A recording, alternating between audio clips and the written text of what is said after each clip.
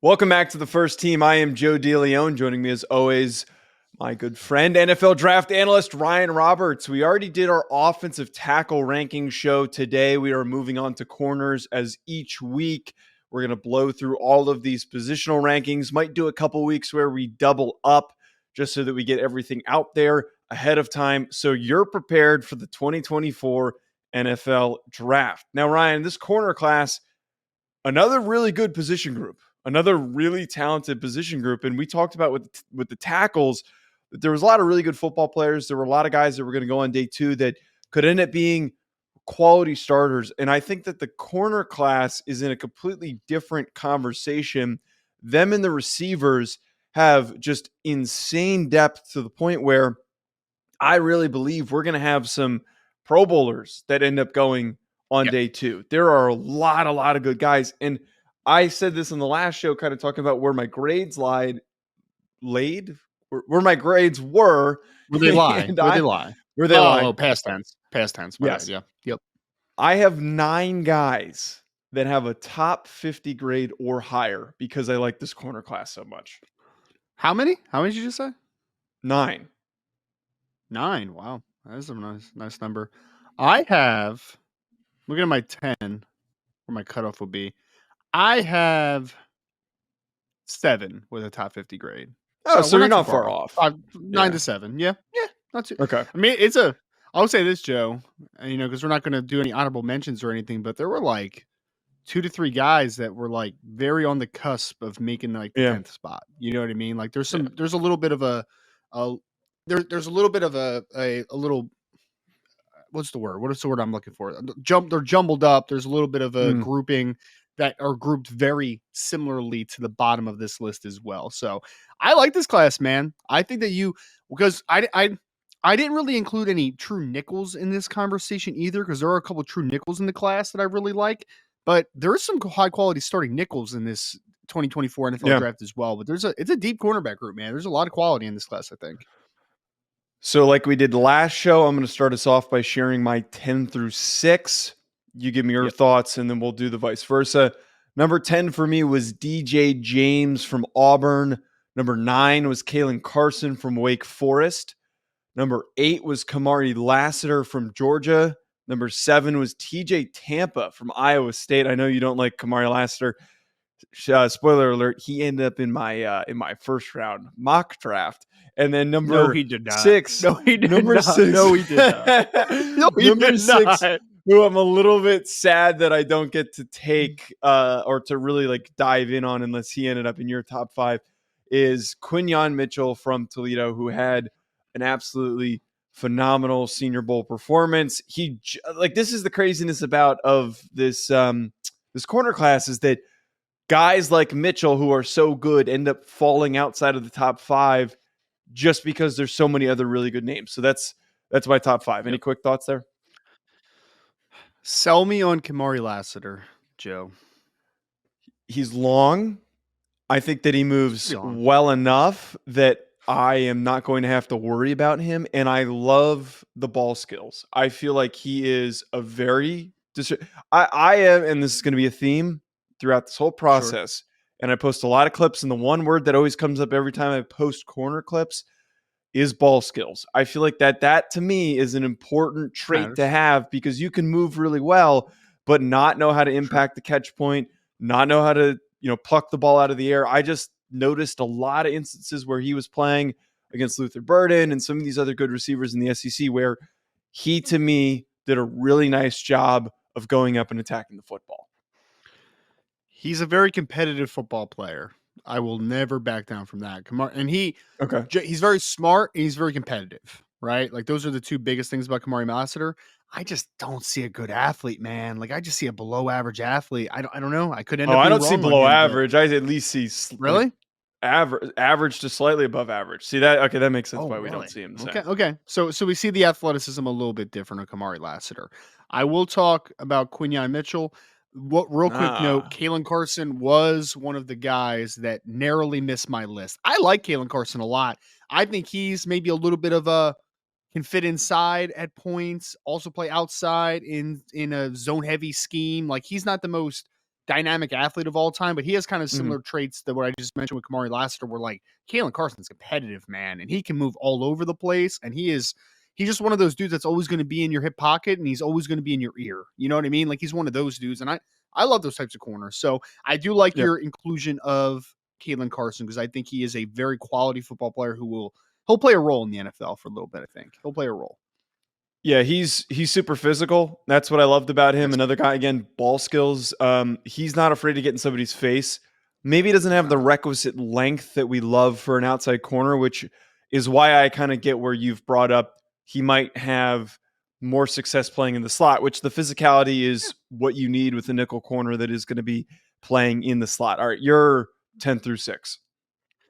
So we have some similar names, but a couple not the same names. So number 10, TJ Tampa, Iowa State.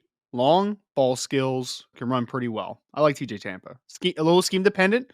Have to be a zone heavy scheme, but he's a good player. He's a good player. Max Melton, Rutgers, number 9 for me, Joe. I like Max Melton a lot. He's a younger brother of Bo Melton.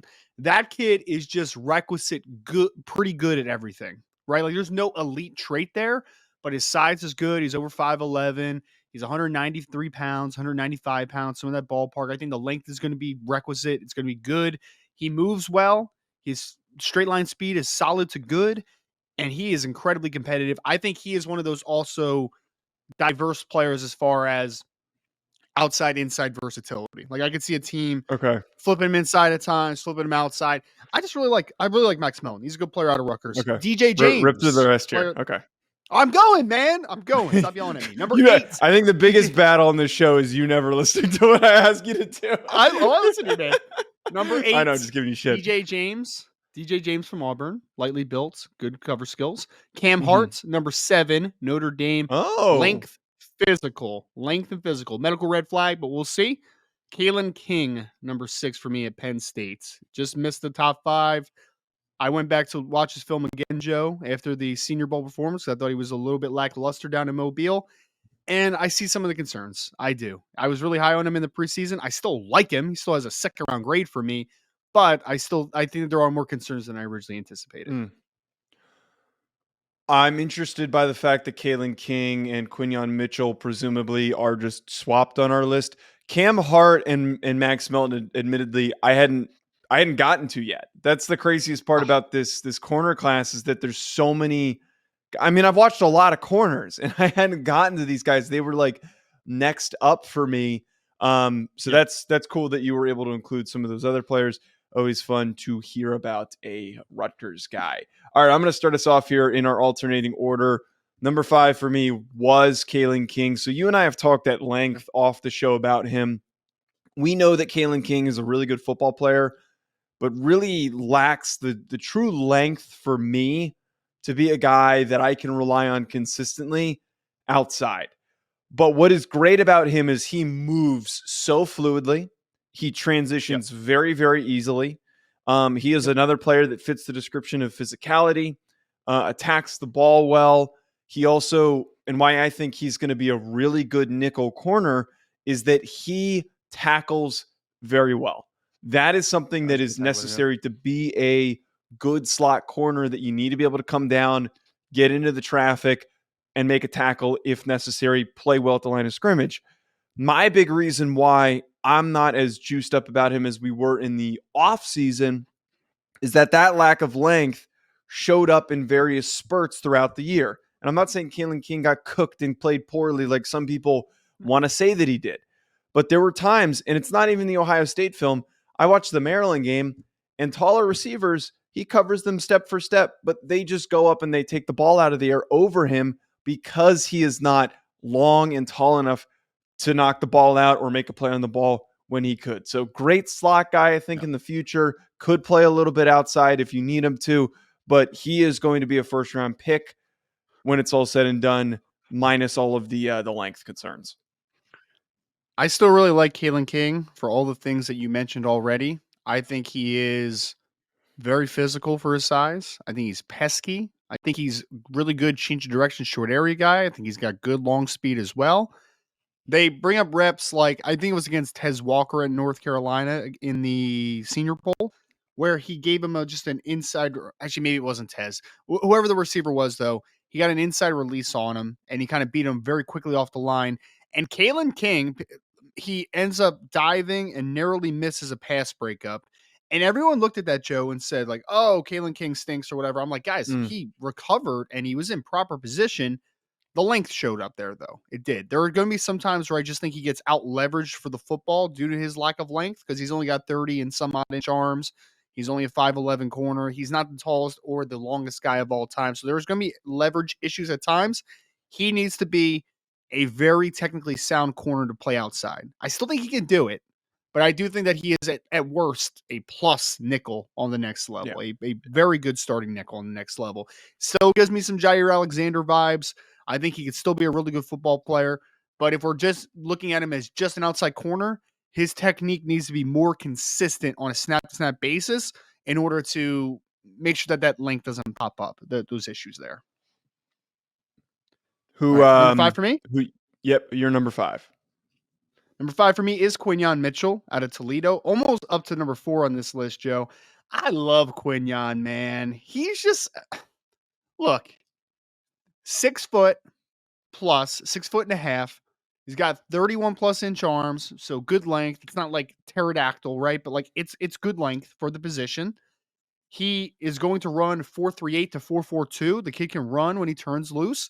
He's incredibly instinctive and has great ball skills playing off-man coverage. Absolutely fantastic. Doesn't have much of a history of playing any press, so like you have no real idea what he is at the line of scrimmage at this point. But in an off-man system, this kid has the goods. He can play in a zone-based system because he's got great eyes and good short area quickness.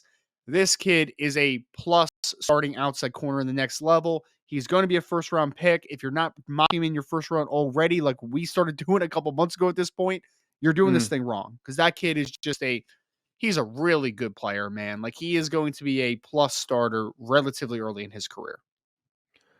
Love everything about Quinyon Mitchell. I'm glad that you included him in here so we could talk about him. I think as we get more exposure to his athletic profile, we're going to start to be even higher on this kid. And he just moves so well. He checks every physical box. He covers and sticks with guys very easily. He already passed the first hurdle of saying, hey, I might have been kicking the crap out of these MAC guys, but I'm showing up and I'm dominating at the Senior Bowl. He was the best player there.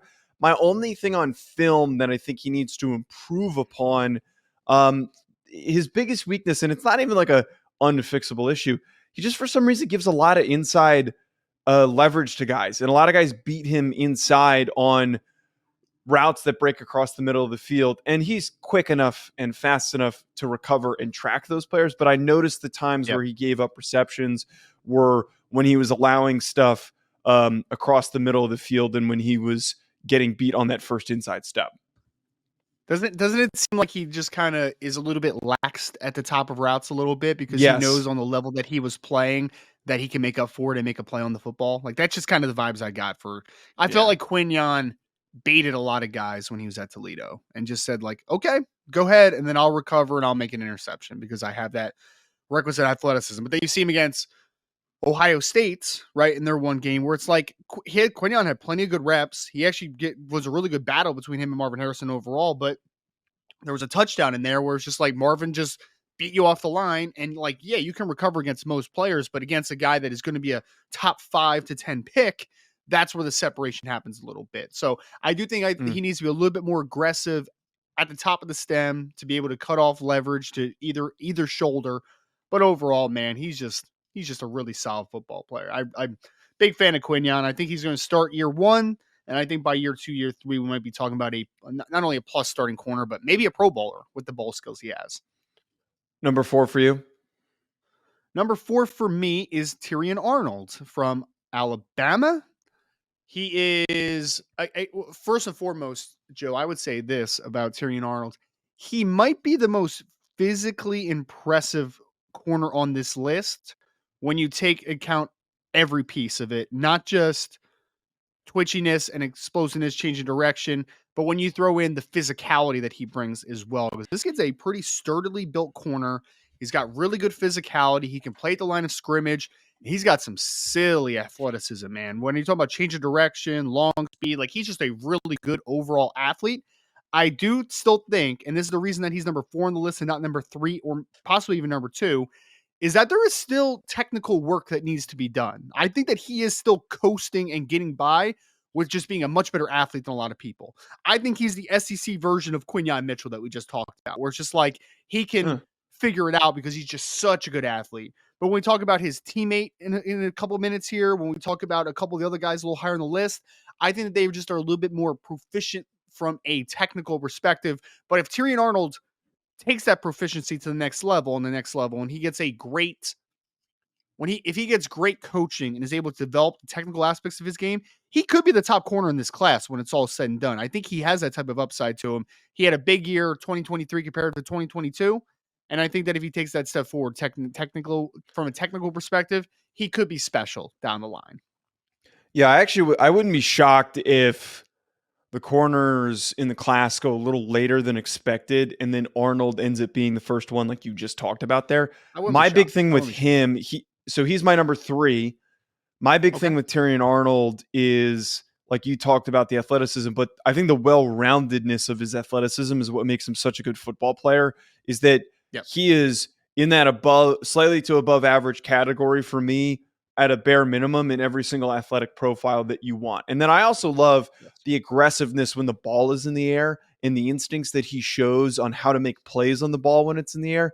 That stuff gets me juiced up, that he's got this athleticism to make plays, and then he has the decision-making and that instinct to go and attack the football. So I think that Arnold, again, there's a wide range of where he could go. If he's the first corner or he's the fourth corner, either way, he's one of those players that we're going to talk about and maybe has the more steady career out of any of these corners because he feels athletically the most well-rounded once he gets some proper coaching and makes some improvements, as you're talking about, with his understanding technically from playing the position. Well, can I make one prediction and then one quick note on Terrion Arnold? So the prediction is that I have him as my CB4 in this class right now. But I would be shocked if he's the 4th corner off the board. And that's shocked in the wrong way because I think that he's going to be probably the 2nd corner off the board potentially. I think that he could be a major riser because I imagine he's going to go to the combine and he's just going to show it out, man. And he's young too. I think he might actually be the youngest corner that I have on this list. I know he's younger than his teammate, Kool-Aid McKinstry. So he is a young cat. He's extremely physical. And the physicality comes from, if you go back and look at his recruiting profiles, Joe, he was recruited as a safety. He was a safety recruit originally. So it should be no surprise that he shows level of physicality on film because he is a guy that at least some people projected inside on the next level. So Terrion Arnold puts it all together. He could be CB1 down the road. Not CB1 right now for me personally, but he could be that guy if everything hits. If my predictiveness is correct, my number 4 should be your number 3. So this will make this conversation very quick and easy to transition to. Cooper DeJean from Iowa is my number 4. He's not? He didn't make your top 5, or is he your number 2? Oh, he did. He made I hate you. Oh my God. I can't believe he's your number 2. Cooper's that so is good, man. Infuriating. So good. Okay. He's so good. He's so good. I've come around on Cooper DeJean because I started to see what the real vision is here with him because, just to talk about him as a corner, he is an unbelievable linear athlete. He accelerates very, very quickly. Unlike any other guy on this list, he has a very thick build. He's almost built like a running back, the way that he is put together, which is something you never see with a corner.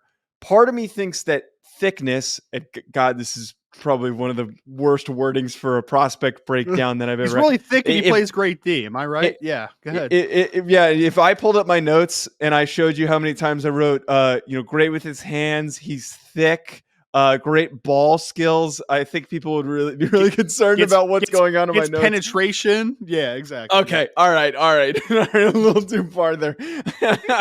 But Cooper, I think that because of his build, it takes a little bit away from his change of direction because I feel like there's sometimes on film where he's not like a super like immediate click and close down type of a guy.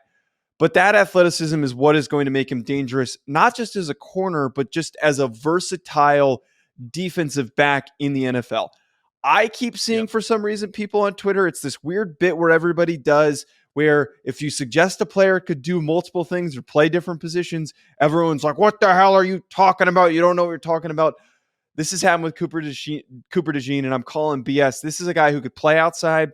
I could bring him into play in the slot. I can drop him back to play safety because he's got the range, the size, the physicality, the tackling ability. And the biggest thing, I want this guy returning kicks, damn it. I don't care that he's going to be a first-round pick and a starting DB. He is a really damn good kick returner. So I think that Cooper DeJean gets drafted either as that second or third corner just because this is a pure athlete you bring into your roster and he becomes a focal point of your defense because he can do so many different things. He is, Joe. You ever grow up and you play football or play sports with someone where you're just like, that a-hole is good at everything he does. Like, he Yes. just makes it look easy too. Like, there's always that one guy that, whether you're playing football, basketball, hockey, baseball, whatever, they're just good at it because they're just such a good athlete, right? And that's Cooper DeJean, man. I mean, literally, he started his career as a nickel, was a nickel for early on in his Iowa career, then moves to outside corner as a sophomore, and then obviously as a full-time outside corner as a junior before the injury. And the kid is just, I think he could be a plus starter, Pro Bowl level player at outside corner, nickel, or safety. Like, he's that type of dude because he is 6'1 plus, 207 pounds, very strong, very dense football player, can run for days, and is the best tackling corner I maybe have ever evaluated outside of Devin Witherspoon. Like, he is a tremendous tackler, man. And he's got the size profile where you can throw him inside. You know who he reminds me of stylistically? And people are going to be like, what the heck is this guy talking about? It's fine. But you know how Jalen Ramsey can do anything that he wants in the secondary nowadays? Like, literally, he plays star, he plays safety, he plays nickel, he does whatever the heck he wants. This is the same type of kid. Now, I'm not saying he's going to be Jalen Ramsey. I'm not saying he's going to be one of the top 2 to 3 corners in the NFL and a perennial All-Pro. Like, I'm not saying that. But what I'm saying is that Cooper literally could just be a matchup negator where it's like, big body type in the slot, Cooper. You got him, bro. Big body outside. Go ahead, Coop. In obvious running situations, we're going to drop him back to safety or as a star and let him be able to get his impact in the run game as well. This kid is a diverse football player, man, and not a diverse football player from, cover 3, cover 2 heavy, off man, press man. I think that there's a little bit of, there's definitely preference for me on what system he's going to be from a coverage perspective, but there's no preference on what position he plays. Like, this kid could literally play any spot That's what I'm basically in getting the at. secondary, and he'll be a really good football player. The real ones see the vision that this guy should not just get drafted to play on the outside. He should get drafted to move all over the place. And when you've got movable players, that's what causes confusion. We just saw this with Kyle Hamilton with the Ravens, that he can play all over that defense. And it's like, how the hell do you keep up with a guy like that? It's like, what is he doing right now? Is he covering? Is he blitzing? Is he coming down to play in the box to defend the run? Like, what the hell are you asking this guy to do on this play? And that's the multiplicity of his roles is what makes him such a crazy prospect. I want the Baltimore Ravens to somehow trade up and draft Cooper DeJean so that he could play. I would vomit.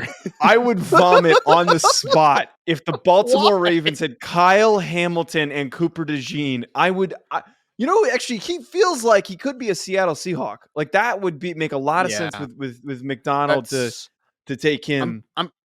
I'm pretty sure I've given Cooper to Seattle in back-to-back mock drafts, I believe, because he's. Oh, did you actually give him in your recent mock? I didn't remember off the top of my head. I believe I did. I have to go back and look, but yeah, man, like, he feels like a Seattle Seahawk to me. He really does. He feels like it. You and I tomorrow are going to do. You and I tomorrow are going to do our dueling mocks again, by the way, because you dropped one right when I was going to drop one, so the timing ended up being quite perfect. So he's your number 2. Yes. Okay. Yes. I was making sure that if he was your number 1, I would have ended the show. I'm not finishing the show with you if he was your number 1. Dude, he's really good, man. Nah, I think everybody that watches this show knows who my number 1 is going to be. Before we get there, obviously, is it my turn for 3? Is it my turn then? Give your 3, who's my number 2. Yep. Kool-Aid McKinstry out of Alabama, Joe.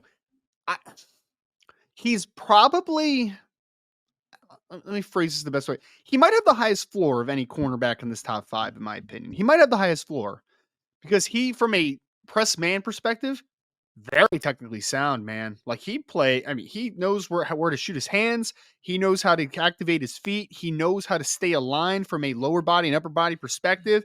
He has all the requisite traits as far as like he's a good overall athlete everywhere. And in some spots, he's a plus athlete. Like I think that his long speed is good. I don't think it's amazing. I think it's good though. I think his change of direction is very good. I think that he can really do those types of things well. I think he's a very explosive and physical athlete as well. So if you are in a press man system, this is a day one starting corner in the NFL, and it's going to be a really good one for a long time. There's not much bust potential with Kool-Aid McKinstry, in my opinion. I do think there's a couple guys that have higher athletic upside than Kool-Aid, but I think Kool-Aid in a press man system is at worst going to be a good or a solid to good starting press man corner on the NFL level. Best name in the draft as well, obviously. Him as my number 2 for a lot of the reasons that you just talked about there. This is a player who probably the highest floor of all the corners that we've talked about. He is probably one of the more boring watches that you're going to have in this cycle because the ball is never thrown his way.